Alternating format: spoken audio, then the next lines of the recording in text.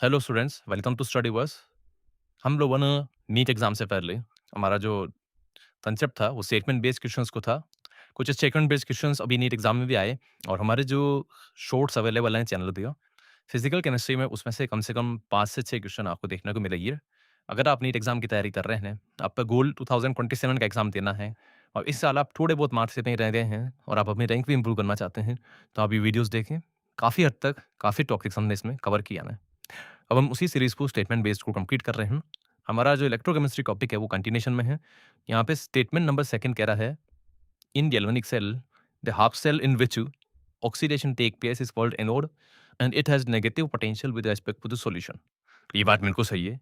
Galvanic cell का अगर example हम बेंगिन सेल का ले में, तो डेनियल सेल में जिंक का इलेक्ट्रोड एनोड होता है जो कि कनेक्टेड होता है वाया बल्ब और वोल्टमीटर और स्विच, और इधर की हमारी तरफ कैथोड में कॉपर इलेक्ट्रोड है। अब जिंक इलेक्ट्रोड जो है उसे हमने कॉन्टेक्ट किया हुआ है जिंक 2+ सॉल्यूशन के साथ, यानी ZnSO4 ले सकते हैं उसके लिए। और इधर की तरफ हमारे पास कॉपर 2+ सॉल्यूशन कॉपर इलेक्ट्रोड के कॉन्टेक्ट में हूँ। ये हमारा सेटअप हो गया। दोनों सॉल्यूशंस को कॉन्टेक्ट में लाने के लिए सॉल्ट ब्रिज लगा रखा है जिसमें KCl या NH4Cl जैसा सॉल्यूशन होता है सेमी सोरेट पेस्ट की फॉर्म में। तो इसकी बहाने अपन ने एक पूरा गैल्वेनिक सेल का सेटअप समझ दिया। अब बच्चों यहाँ पर जब ऑक्सीडेशन होगा तो जो जिंक मेटल है उसके एटम अपने आप को जिंक 2+ में कन्वर्ट करेंगे, living 2 electrons at the electrode. अब इलेक्ट्रोड जो है वो तो नेगेटिवली चार्ज हो गया और सॉल्यूशन में कैटायन के आने से वो पॉजिटिवली चार्ज हो गया। तो सॉल्यूशन के रेस्पेक्ट में एनोड कैसा हो गया? नेगेटिवली चार्ज, जहां पे ऑक्सीडेशन हो रहा है। And that is why this first statement is true. At cathode half Cu2+ will be reduced as copper on electrode. तो यहाँ पे जो सॉल्यूशन है उसमें से +2 आयन कम हो रहा है, equation will be negatively charge and electrode will be positively charge. This is cathode and this part is anode.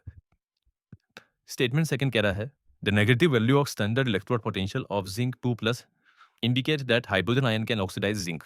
तो बच्चों, अगर अपन नेगेटिव पोटेंशियल जिंक 2+ की बात करें तो वो होता है, सही बात है, जिंक 2+ का जो पोटेंशियल होता है वो -0.76 वोल्ट है और H+ आयन का पोटेंशियल 0 है।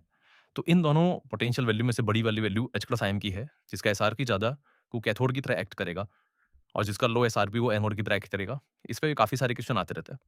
अब जो कैथोड हाफ है उसमें रिडक्शन होगा तो H+ 2 इलेक्ट्रॉन गेन करके क्या बना लेगा? H2 gas. तो ऐसे में जब H+ आयन रिडक्शन हो रहा है तो उस पार्ट में ये जो जिंक वाला रेडॉक्स कपल है, इसमें जिंक एटम का क्या हो जाएगा? ऑक्सीडेशन। तो क्या बच रहा हूँ? H+ आयन ने जिंक जिंक एटम को ऑक्सीडाइज कर लिया। यस, इसका मतलब सेकंड स्टेटमेंट भी सही है। तो इस क्वेश्चन के लिए दोनों स्टेटमेंट्स करेक्ट आ जाएंगे, फर्स्ट वाला। Thank you.